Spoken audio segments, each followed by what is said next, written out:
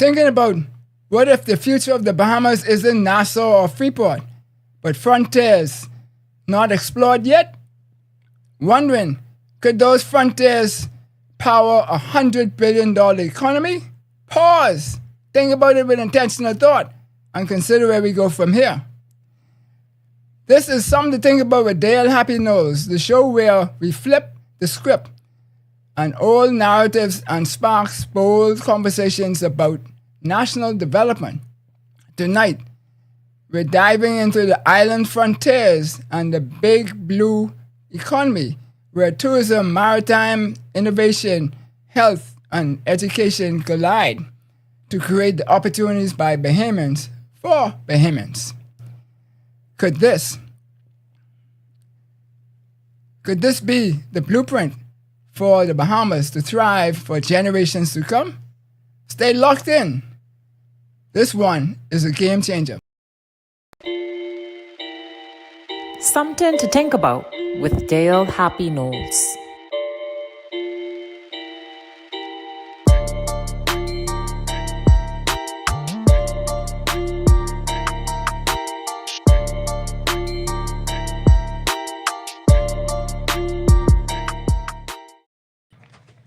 Welcome to Something to Think About with Dale Happy Knowles once again. 242.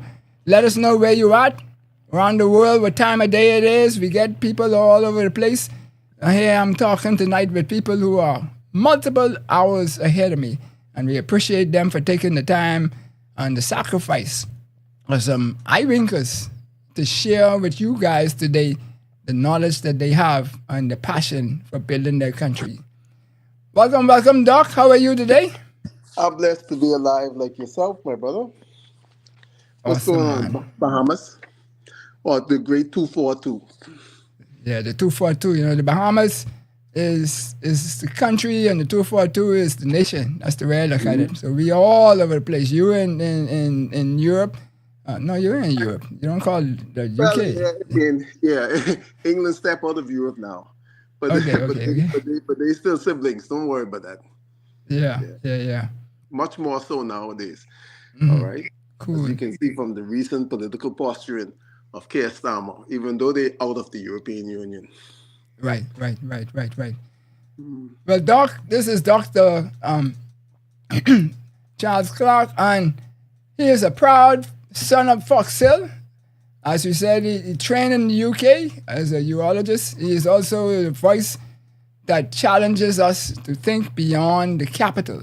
Rooted in African identity, passionate about national development, he believes our big blue economy is one of the key to power us, powered by knowledge, conversation, and Bahamian innovation is the key to building this island frontiers. So, Doc, peace. One of the things that we always talk about on the show is we start out with is a quote. And the quote is that the future of tourism is more than heads and beds. It's experience rooted in the big blue economy, powered by knowledge, conversation, and Bahamian innovation. I've gathered that from the things that you have told me and some of the work that you engage in that I observe. So this is what I'm thinking is what is on your mind most of the time. Is that accurate? Yeah, well, the first thing as everybody who listened to their show would recognize is the Bahamas is an archipelago nation. And I've always long thought of the fact that we are a maritime nation, and certainly we need to recognize where our strength lies. Mm-hmm. And the good Lord has resourced us as the gateway to the new world. And I use that in the quotation mark because people was always here, so it's one's perspective.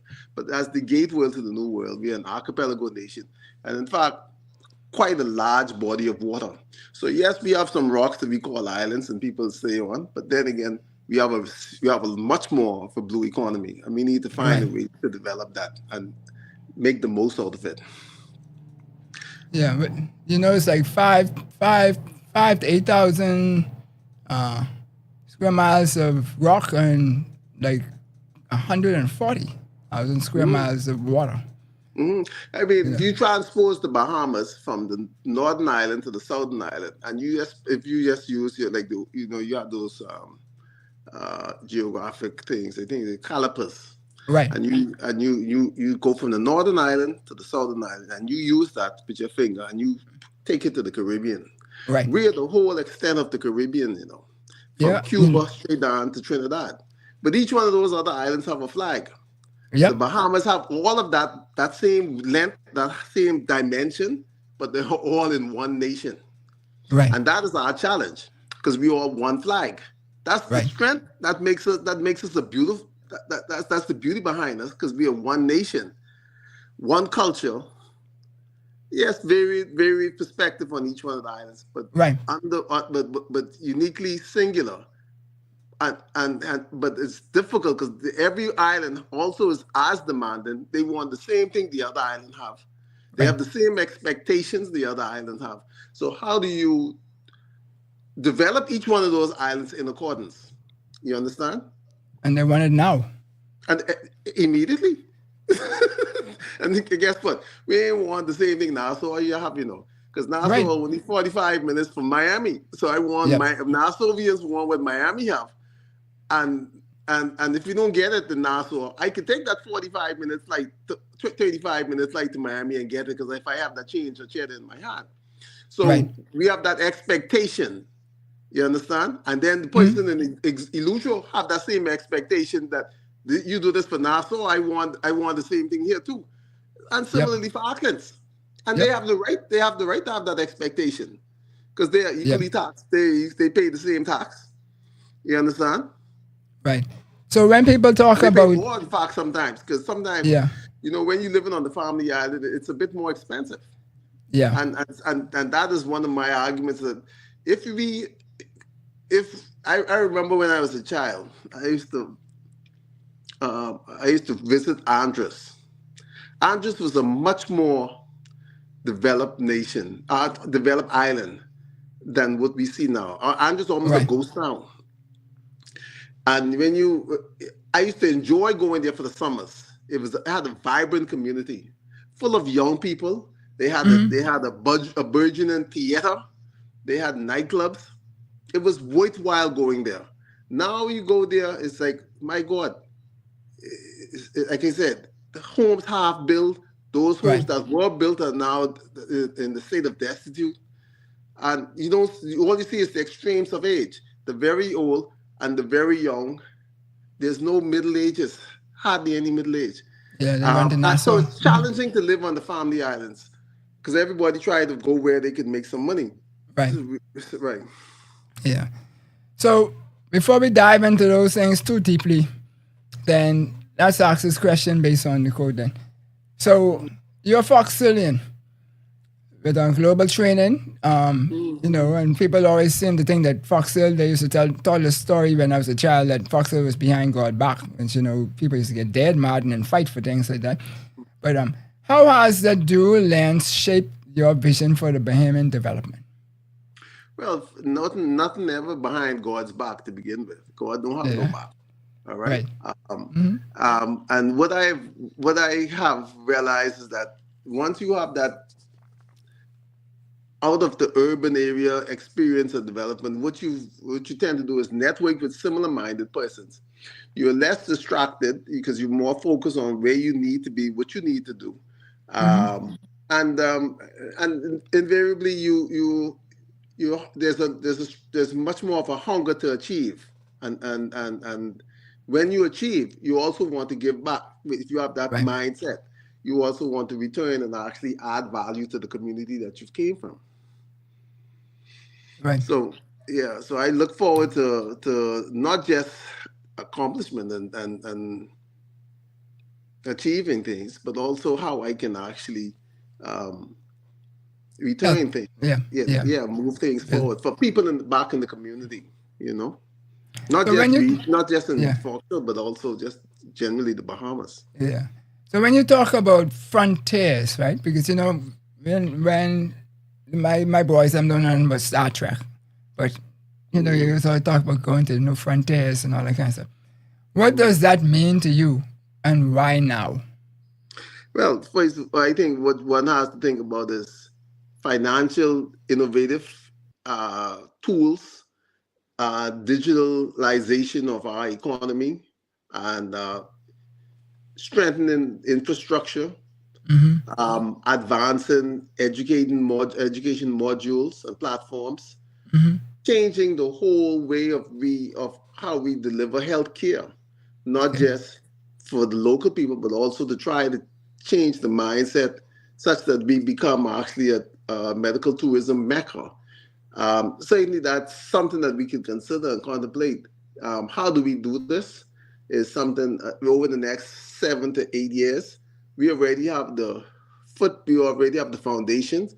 I think in a very good foundation. We are geographically positioned to really establish ourselves as a regional center of expertise with a view for attracting global people to participate. Let me show you something. In 2002,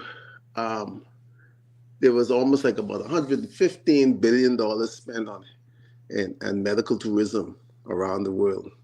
I was expected like about 2030 to go up to almost like 325 billion. The Bahamas right between Florida and Cuba. We should be able to look at each one of them, see what processes they have. Cuba has a big market. They offer their healthcare delivery approaches are totally different from ours and from Florida. Right. Florida has first of all, the United States, their GDP, they probably put like about 18% of at least 12% of their GDP into healthcare development. The OECD around the world said that at least we should probably about 9%. The Bahamas only invest like about 7, maybe just over 7.5% of our GDP in healthcare. So we're significantly behind in terms of how we invest in our product. Right. Perhaps if we could add to that, we don't need 1% of that $300 billion, All we need is just half of that 1% of that $300 billion. How much 1% of 300 billion, how much that is? 1% of 300 is 3 billion. Right. So all we need is half of that. All we need is 1.5 billion, and that's just from healthcare, Right. We could add to that if we make the needful investment in terms of improving our infrastructure, improving the healthcare force, creating some innovative products in terms of actually delivery, not just in New Providence, and not just New Providence and Grand Bahama, but also on the Family Islands. And we look how much money we would have added to our revenue. And we are geographically placed. We have a beautiful climate. We're right between Florida. We're about just 45 minutes away from Florida, from the U.S., one of the biggest markets in the world, the United States.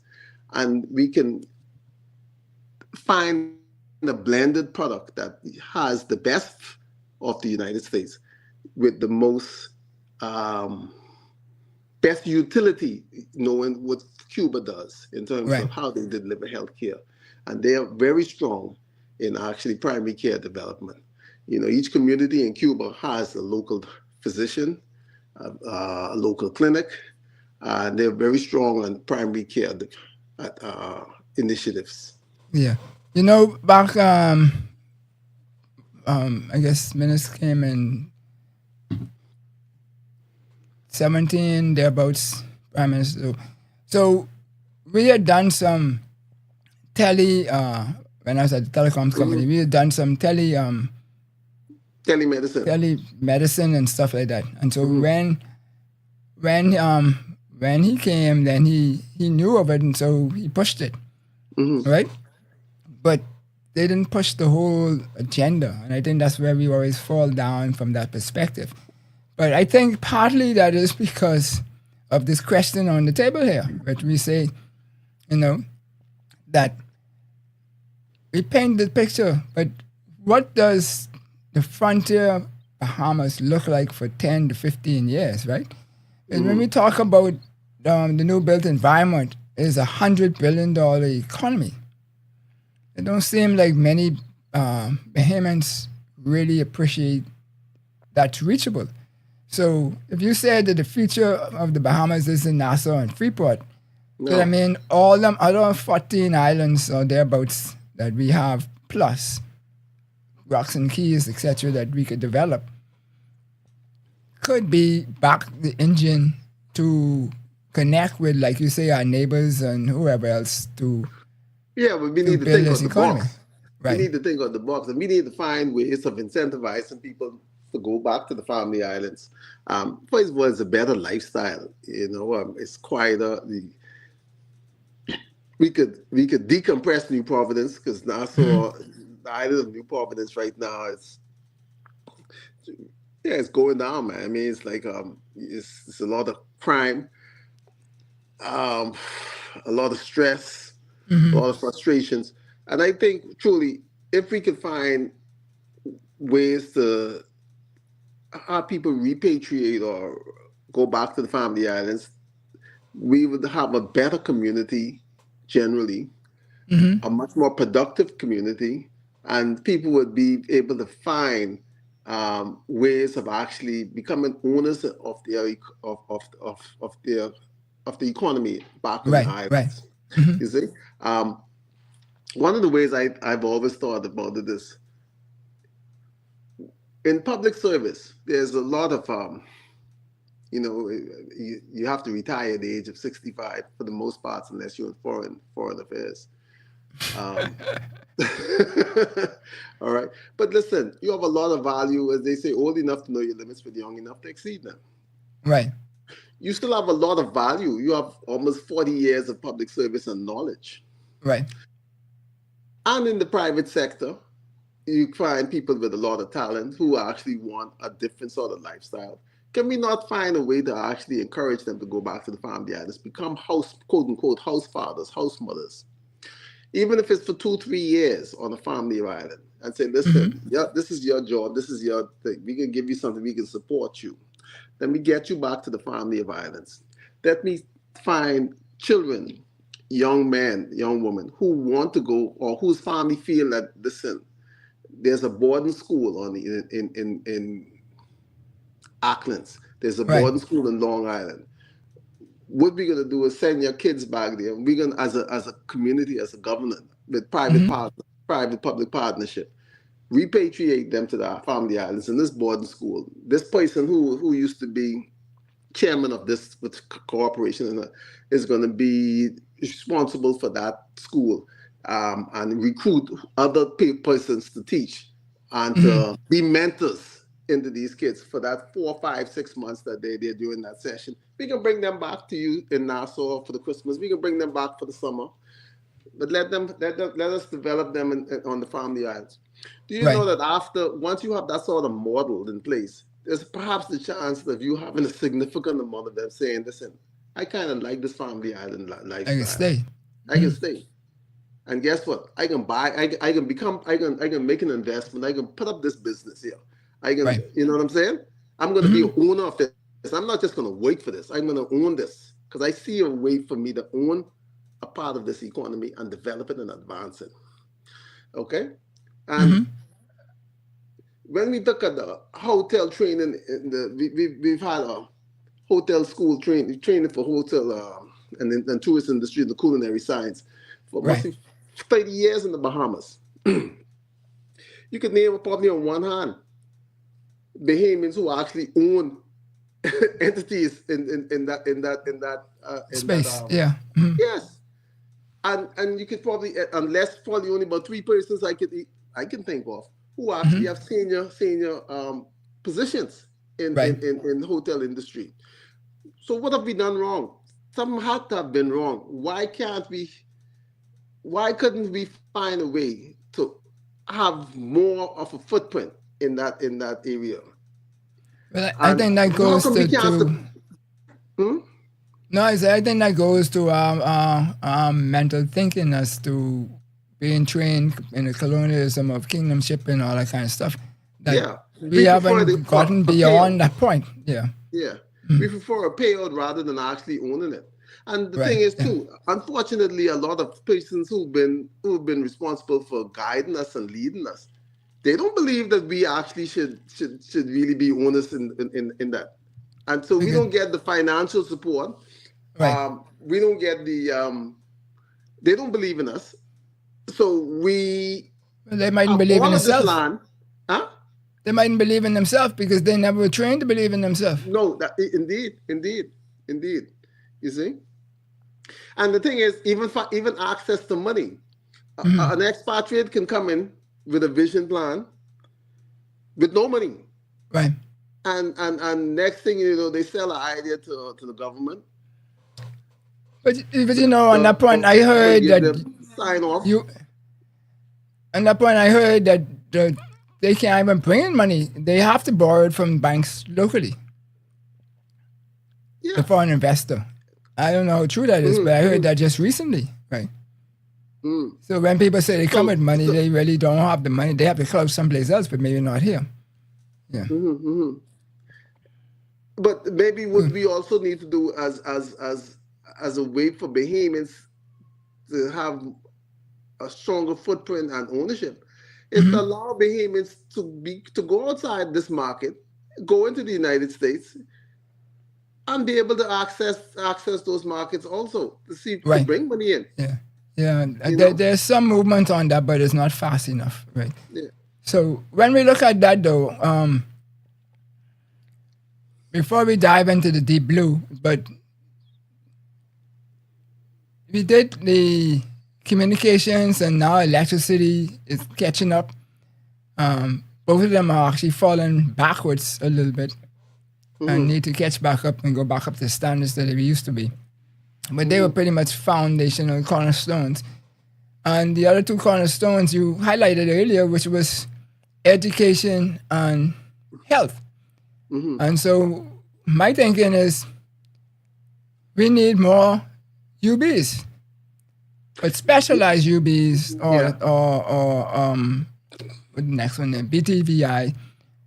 And we could put those on different islands and they will attract, but we need the healthcare systems on these islands, not just great clinics, but I'll tell you specialty hospitals. Because when I was getting my treatment in 2009, I was talking to some of the dentists and stuff like that and asked them, well, why don't they come and do this cancer dentistry in the Bahamas? They could do it on one of our pretty islands because we have the networks to keep you connected and so forth. But, you know, the mindset of our people was in there. They said, well, tell them, you know, they could buy $100,000 or $500,000, whatever the number was, and then they could become residents and stuff. Well, man, let's change that model. We didn't need that model.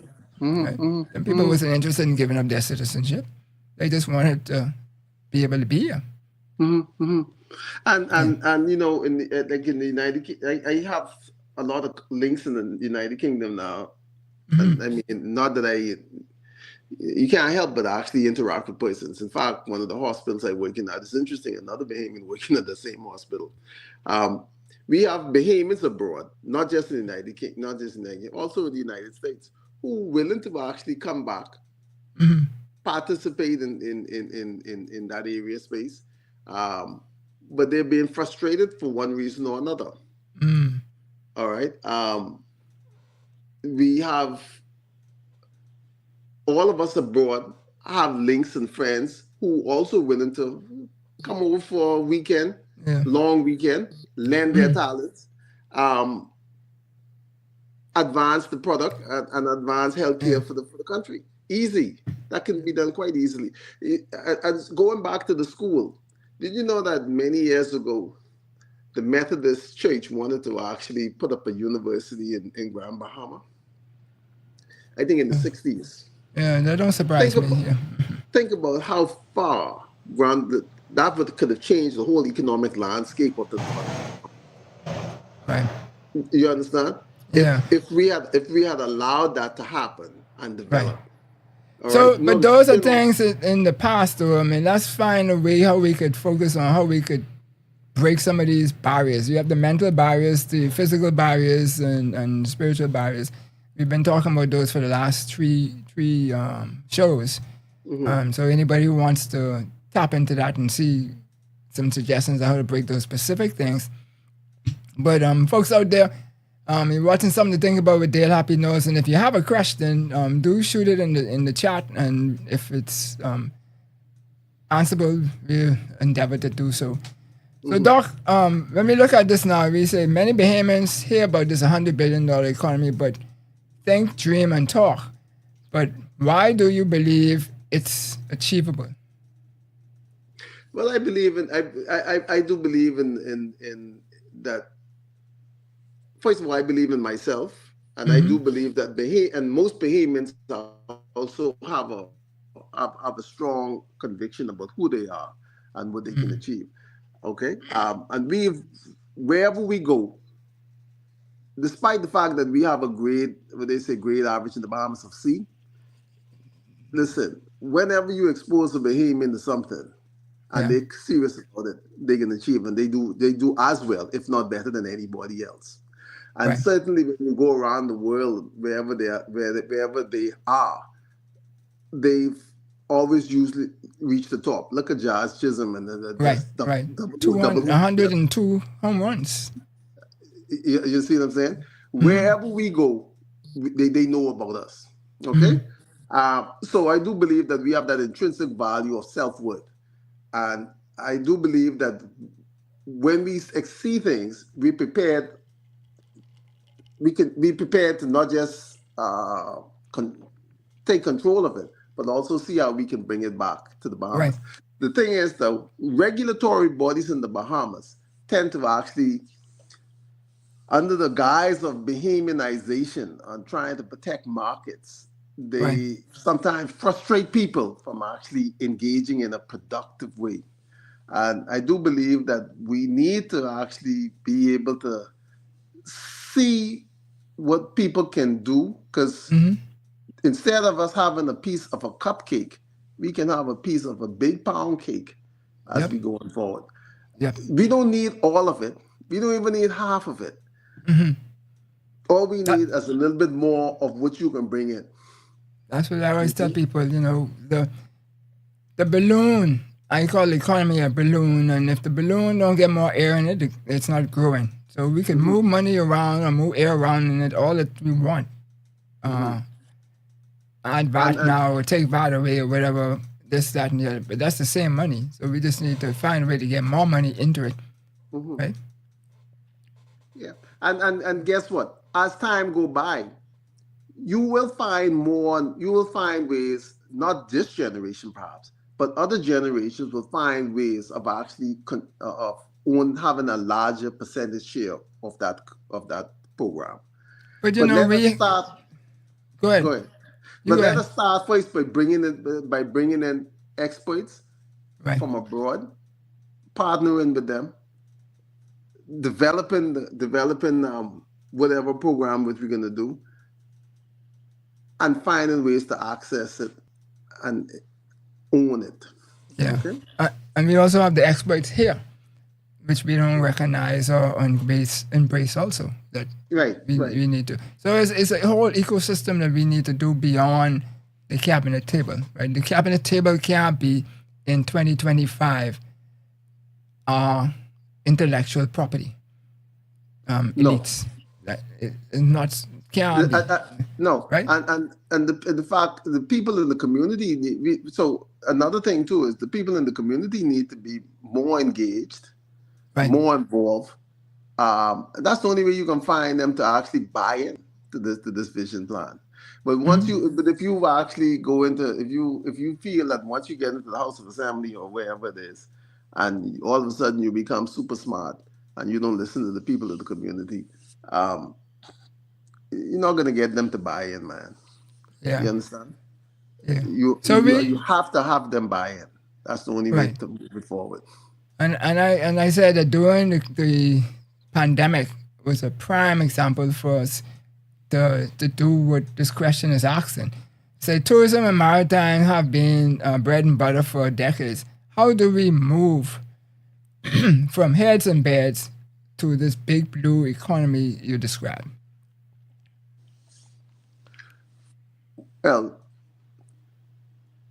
I think one is you have to improve the educational standard in the country. You have to find a way to make educating and make learning attractive again. And we Mm-hmm. need to also look at what we're teaching.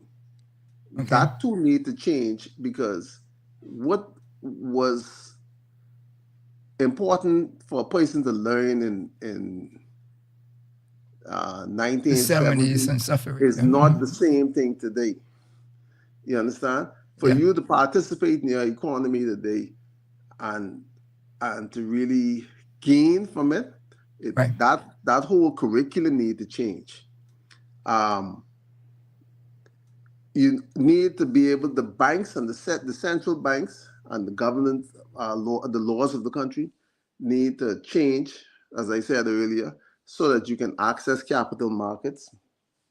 Um, we need to make we need to improve and strengthen the infrastructure on the family of islands to make persons be prepared to repatriate or go back to the family islands. You need homes, you need connectivity, you need healthcare systems, um, you need transport um, to create sustainable communities. Um, and I suppose you need a commitment from the government to say, listen, we're gonna support you in all these endeavors. Right. Once this has happened, then I think that be prepared for Bahamians to actually get more of this $100 billion economy by moving away from the islands, which, Right. as we know, is dying as we speak. Okay. So where's the biggest opportunities for Bahamian ownership in the maritime revolution? I think the sea to begin with. In terms of You mean fishing, like farming, fishing? I think fishing. I think Mhm. we need to be able to, all of us, when we think about it, my grandparents, them were all fishermen. I would say Okay. fishermen. All of them had a boat, Right. right? All of them had access to the sea. It wasn't, when the drug trade came in, we seem to have lost our way. We used those same skill set, but for something different. Okay. All right? What it would be if we can actually try to recapture or redirect those skill sets into actually harvesting the sea, creating sea farms, Mm-hmm. um, deep sea diving, touristic models in the family Right. of islands. I think there's so much more out there that we could actually glean. Right now, all we're doing on the sea, all we're doing is having a jet ski and just enjoying it for ourselves personally. Yeah. Comfort We and haven't really, consumerism. Mm-hmm. right, right. When I used to work on the Isle of Wight, which is in the south part of the United Kingdom, Okay. and you think we have maritime activity, Jack? You would be so surprised to see what true maritime activity is in Southampton, in Portsmouth. Listen, the Bahamas Sea and the vista is so much more beautiful. But Mm-hmm. what they do have here would put us to shame. Mm-hmm. Sailing, ferry, um, hovercrafts. Mm-hmm. I mean, it blow your mind. Just I think it's probably like about 25 miles between the mainland of England and to the Isle of Wight. Okay. That's a busy little flipping Zone. Yeah. Mm-hmm. and the spin-off from each one of those activities, sailboats, boat building. I said to myself, and I spoke to Alfred Sayers about it. I said, listen, when the PLP, and I said I was so in awe at the buzz of activities between South London and the Isle of Wight. Port development, like I said, they build boats to go to Mexico. the hovercraft, the fast ferry, different types of ferries that have, we used to have that boat that used to go to, it probably still goes between Nassau and Eleuthera, the Branson and them family boats. The Bohingi? Yeah. The Bohingi. Listen, we ain't scratching the surface of what we can do in terms of maritime activity. And that is what I found, that blew my mind. When you see boats, when you see the boats, the big ferries, double liners, stocked with cars going over on a regular basis. The train taking you to the and the thing is the discipline that they have, because their schedules, they don't miss a schedule. You understand? And they're very exact. And like I said, the spin-off from other activities, other jobs that support that sort of activity. You understand? And if we're a maritime nation, how come we can't seem to have that sort of, we don't even seem to be interested in it. And that's discouraging. I think we might not be interested in it because we haven't bred it in our people from primary school up. And we just need to do that. And I think with all of these people doing sailing now, in the next 10, 15 years, we'll start seeing more people doing more stuff on the waters. Yeah, and on that, in terms of even touristic development or products, they have fast boats, speed boats. You think we have regattas? Man, the biggest regatta in the Isle of Wight. They have regattas every year to the point where, listen, man, you can't hardly walk. You can't walk the city. Right. And the whole, you understand? It's dense with people. The royal boats, the king and queen, the Elizabeth, they used to have their boat park out there. It's just madness. And so for Bahamian, I was locked in my world thinking that, okay, we have regards, nobody else. Listen, man, we ain't got nothing compared to these brothers over here. And I'm just saying that to say not that we can't develop it. We can. We have the space, we have the geography, we have the islands, we have the beautiful waters. How come we can't have a speedboat? I've seen recently now they have powerboat races. All right, but certainly we need that should be on a level where it's actually a worldwide event between probably the Bahamas, Freeport, and maybe Cuba.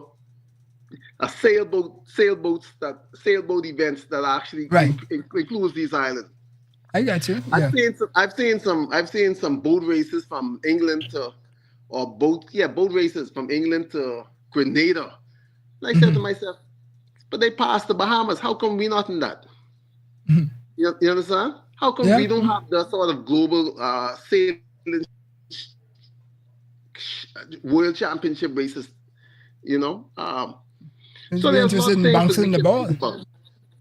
Yeah. We're interested in the bouncing the ball. The things that America does, we want to duplicate those, but we think that makes us look good or feel good, or we want to jump like Mike and all that kind of stuff. I mean, things that we could do with that, but at the same time, realize what we do have, where we position, and take advantage of it. Long time, I mean, we should have been having powerboat races between here and Cuba or Jamaica, a triangular race or something like that, So what you're talking about is what my mom was fighting for many decades while she was in the tourism industry, and that is to diversify our tourism product versus not just the 80% that comes from the United States, but to expand it so it could come more from Europe, more from South America, more from Asia, etc., Africa, whatever. And so we don't have to be dependent on Professor Seymour. I keep saying it over and over. He drew that there was 4 specific things that we have to break our dependency on. And the first one was the United States, and the second one was jobs. That we have to become more entrepreneurial minded again. We can't continue just being job. Well, right? And so forth. No doubt. So, Yeah, I mean, one time we used to build boats in the Bahamas, and again, it's not that we can't do that. We have that we have that capacity. We have the mindset, and certainly if we make the investments in our Bahamian people to go abroad, expose themselves to these industries, and bring that back to the Bahamas again with private public partnership and support. Yeah. Who's to say we can't still control that space in terms of development of boats? The only And the thing reason about why it is, boat building moved from Abaco to the south part of the United States, because in the south part of the United States they went from industry, from work boats, they started to develop the mindset of sporting boats.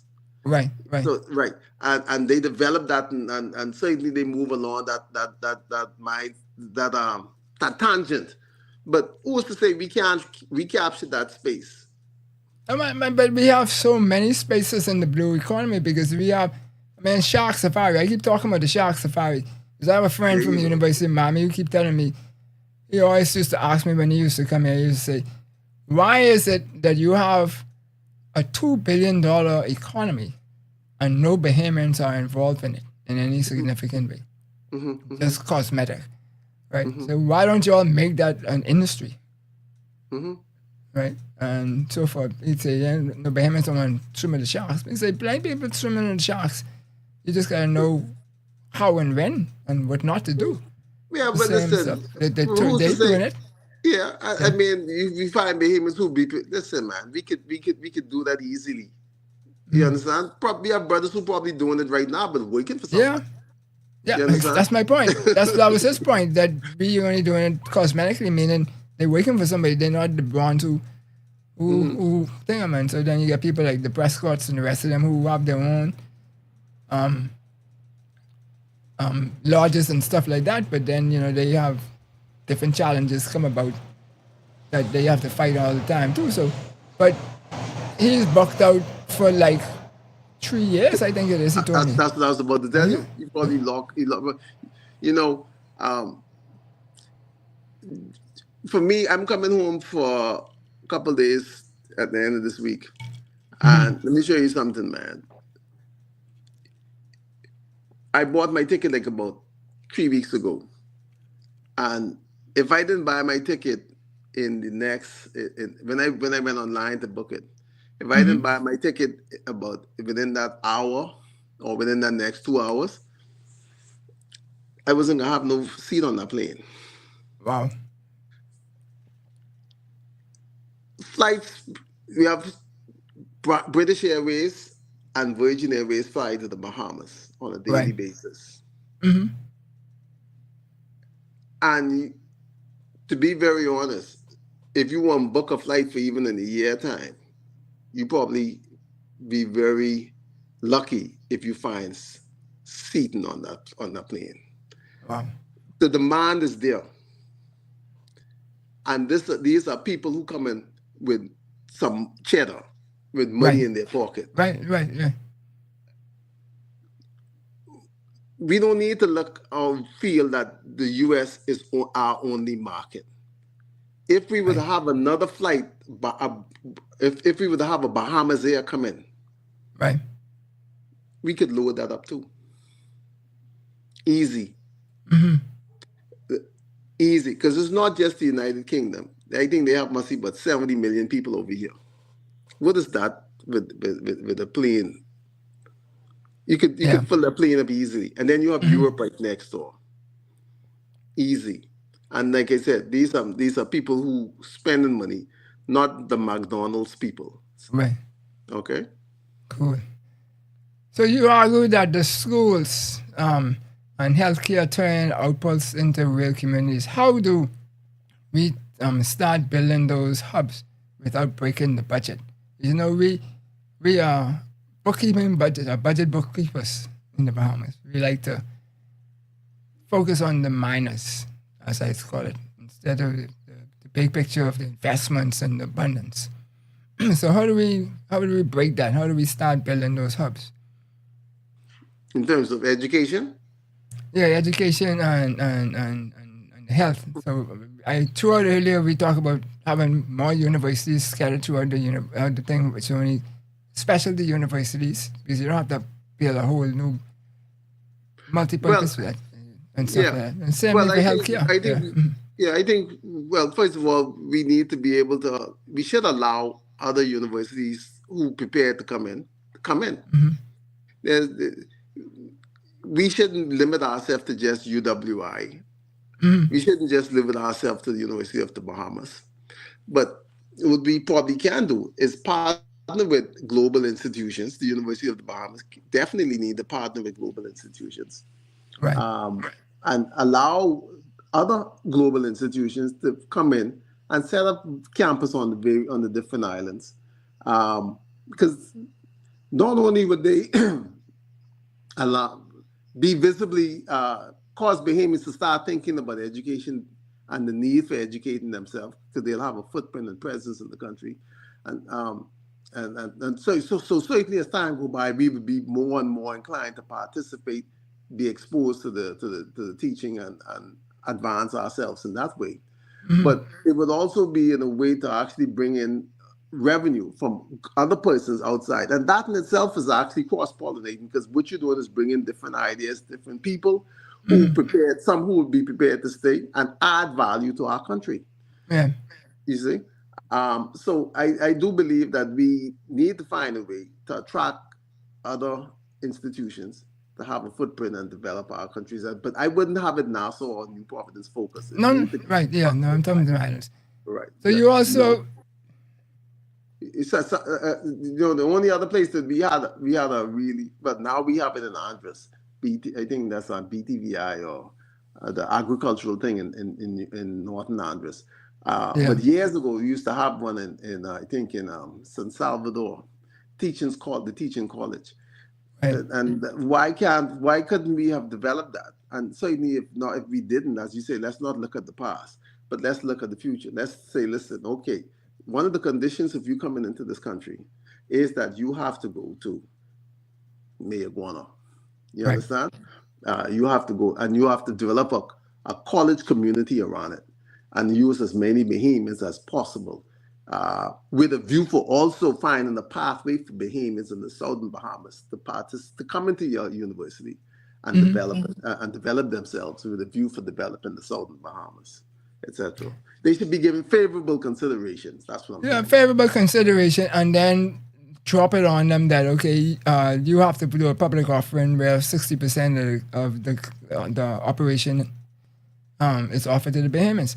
And so what they don't subscribe to, then you keep with yourself, right? But that's part of the program. And so we build wealth that way, and we also build jobs and entrepreneurial opportunities to spin off on those things.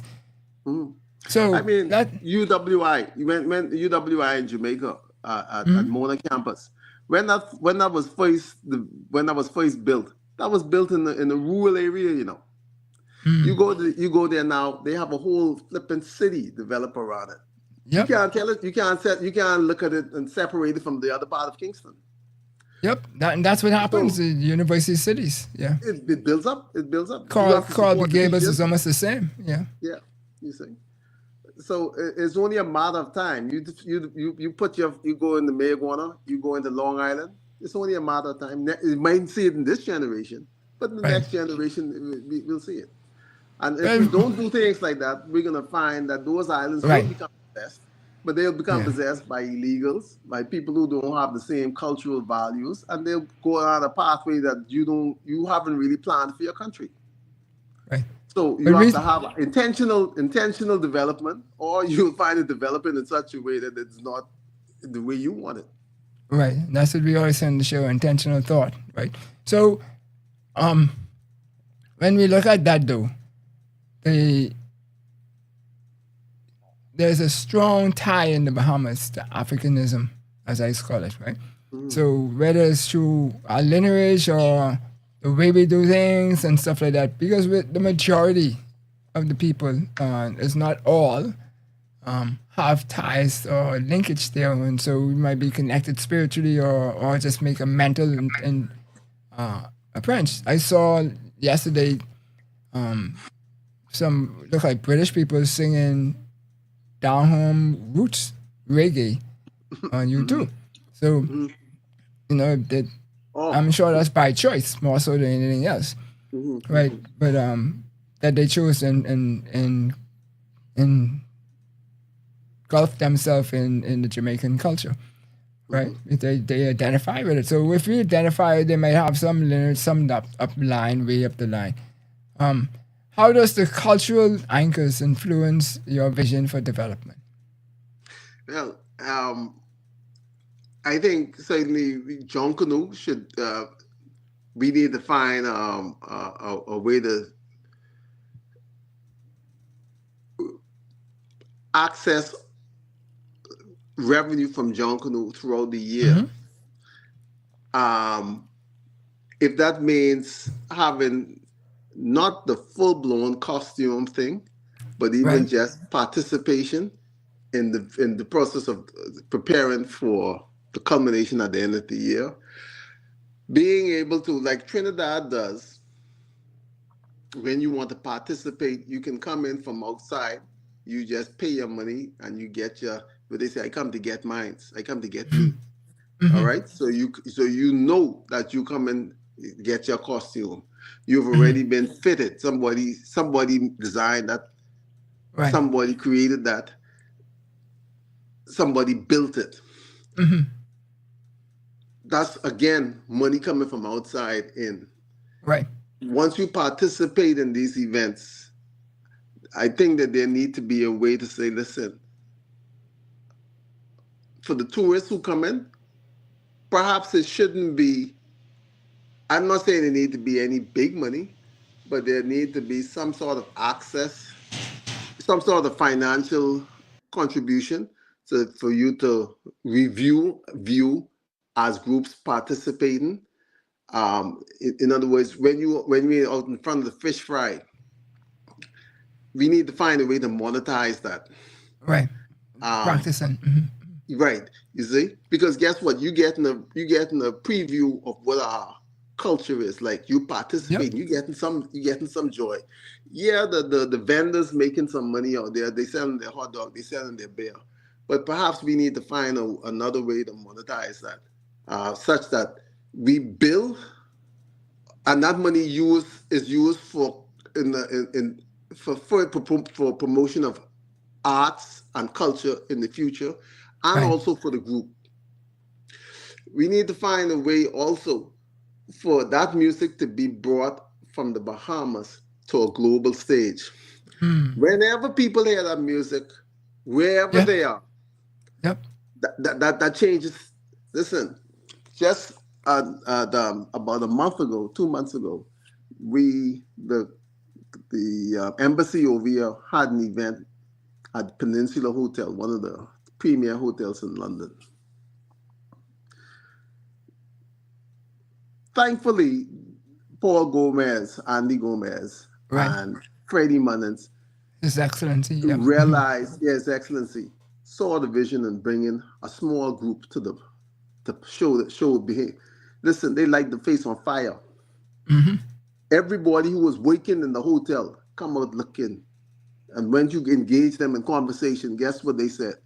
Man, listen, I need to find my way to the Bahamas. Yep. You understand? We just had Carnival here this weekend, Nottingham Carnival. And I always say, if we could find a way for the Caribbean to channel that energy, that money into something more, if they could focus it, we could Right. control this economy over here. But even as enticing as that is, if John Canoe was to land at Nottingham, John Canoe would take it over. You understand? Yeah. Because it's a different type. It speaks to your heart. The beat, as you know, the beat is totally different, and it that too. I feel if we can find a way to bring a real group over here and have them participate once a year at Nottingham Carnival, that in itself would be a significant tourist marketing. The money that you would spend to bring that group over here, we can make that 1,000 times over. Right. You understand? or a couple thousand times over. Brent Malone was able to use Junkanoo and the colors of Junkanoo and the visions of Junkanoo and create art. You understand? Art that is comparable to the Haitian art that is mind-boggling. And so we have it not just in music, as we saw with Kool and the Gang, taking our beat and actually becoming the bestseller in the United States. But we also could find art and use that also to actually to be on the global stage. So I think that there's a lot that we can do. Those costume pieces, certainly if we put them in the United States at the airport, if we find a space in the United Kingdom in London, some of the central pieces, that too generates interest. And for people to consider coming to the Bahamas and bringing more revenue. You understand? So there are quite a bit of things that we can do. And as you said, in school, certainly it needs to be the skill set need to be taught in school, because we need to be able to preserve it for future generations. And build on it from where we are now. You know, Junkanoo, when we were younger, everybody knows. When we were much younger, Junkanoo used to be with the newspaper. When you look at Junkanoo today, man, that's a whole different game, man. Yeah. All of that. It's a whole different game. I just remember the guys coming down Bay Street in stilts. What have you? Yep. Dancing up with breeze and so forth. So you once ran for Parliament. If you were in cabinet today, what's the first policy you would push to make the frontier vision real?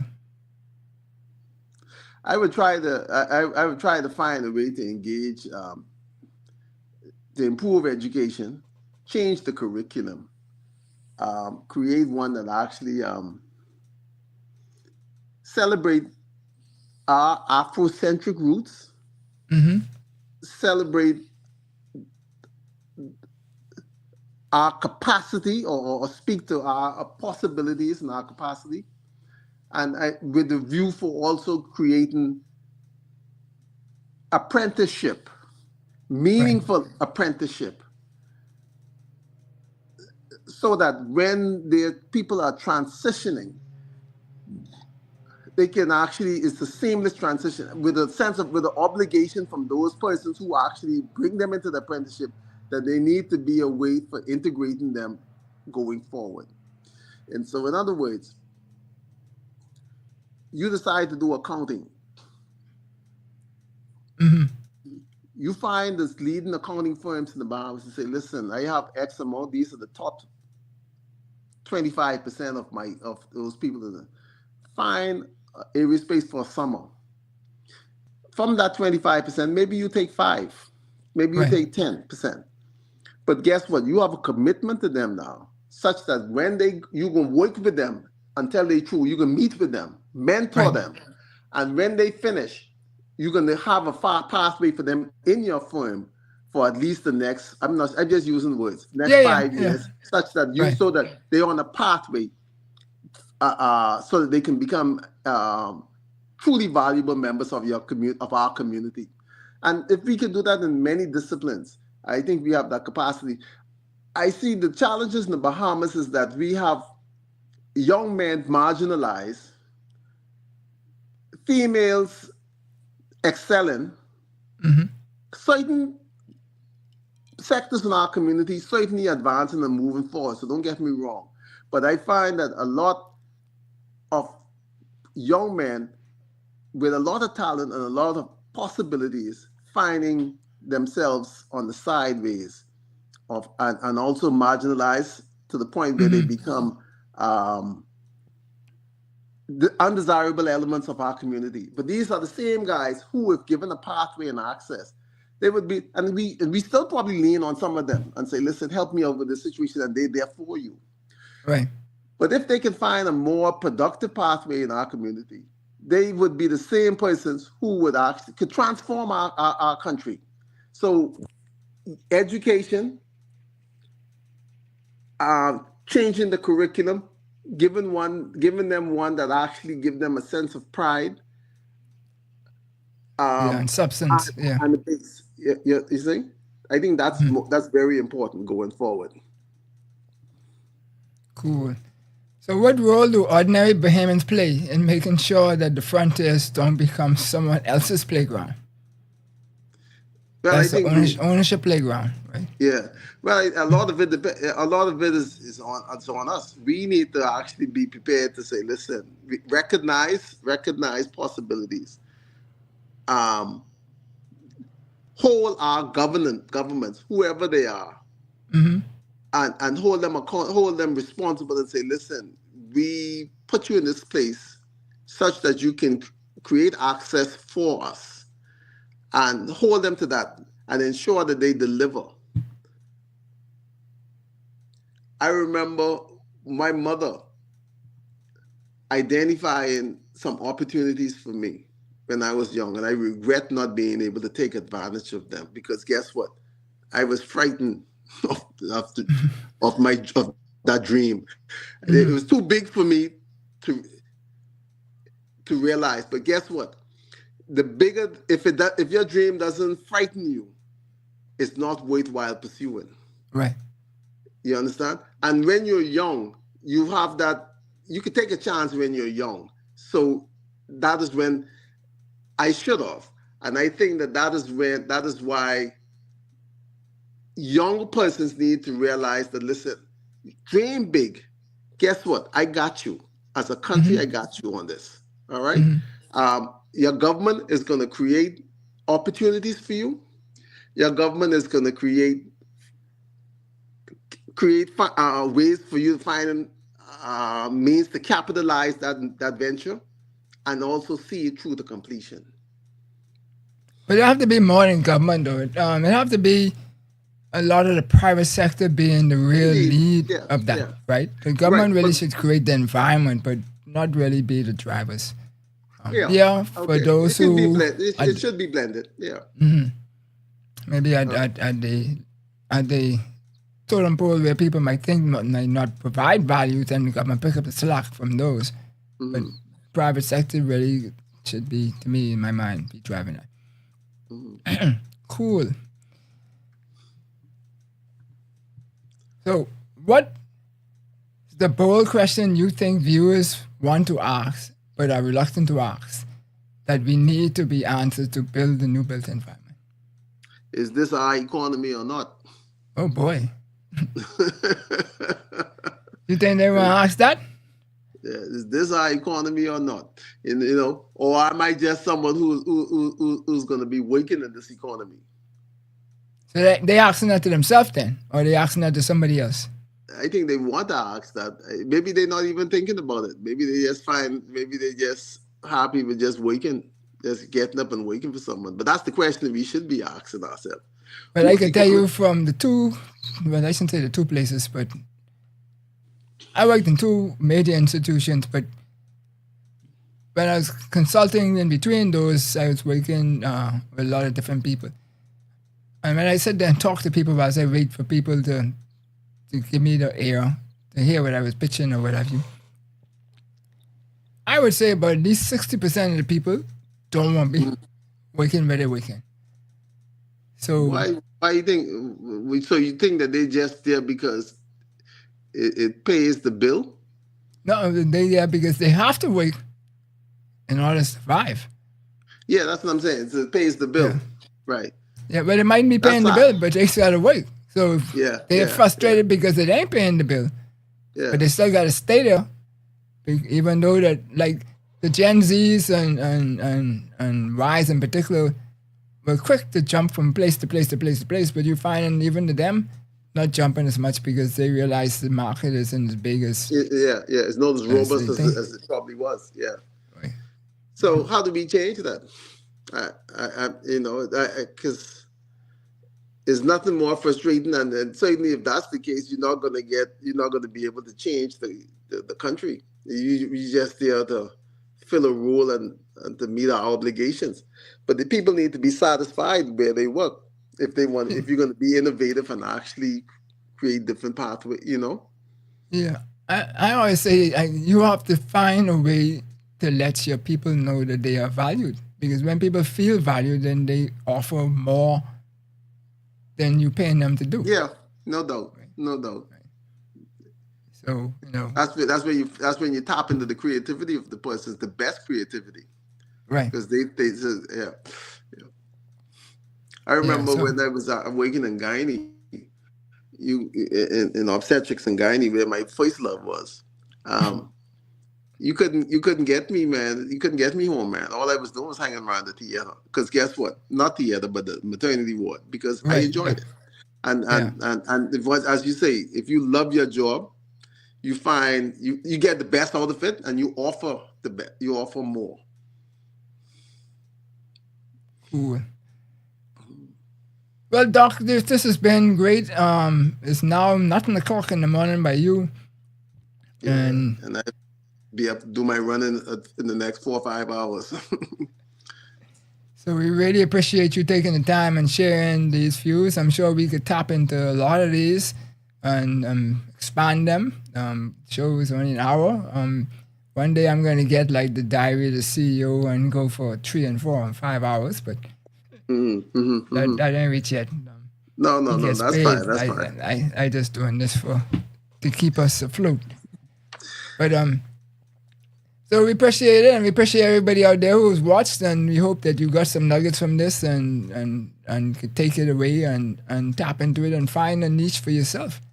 If you're tired of being on the job, where you could find and look into the big blue. I'm sure that there's many opportunities out there that you could do, other than just fish, right? Because you can go on top of the water, you can go in the water, and you can go down deep in the water. And you go in, and you can go into the soil underneath that. That too, yeah. Except for I ain't gonna let you drill for no oil or nothing. That's fine. Pollute, but we do realize that, guess what? That same water deep down, that's cold water. Yep. And in terms of actually protecting data, right? You understand? That is what they want. They want that cold atmosphere. Yep. Yeah. No, I agree. Like I say, there's many things that we can come at. If you're unsure, put yourself in one of them AI tools and say, what could I do in the big blue? Give your profile, and they'll give you some suggestions. Yeah. And go forward and make it big. So, Doc, I'm going to let you go. Thank you for the opportunity, and continue the good works of promoting and advancing the thought process in the Bahamas, okay? And stimulating concepts and vision, okay? Much appreciated, man. Thank you for your confidence. Yeah. Peace. We'll talk soon. Peace. All right. Okay. So, folks, you've been watching Something to Think About with Dale Happy Knowles, and as we said, we had Dr. Charles Clarke on, and we talked about building this economy beyond New Providence and Grand Bahama, beyond Nassau and Freeport. You know, we always talk, when people talk about the Bahamas, they always call them two names, but the Bahamas is much bigger than that, much further. And the Big Blue is 140,000 square miles, I think it is, and the land is only like 5,000 to 8,000. So opportunities are there. So let's take on our thinking caps, get working. Let's build this $100 billion economy that we have on the 5 pillars of the new built environment. So until next week, when we have another awesome conversation, you be strong, be peaceful, and innovative. Peace out. Enjoyed the show? Then subscribe to us for more educational and inspirational content. Ring the bell so you never miss a show. Let's change the narrative, 242.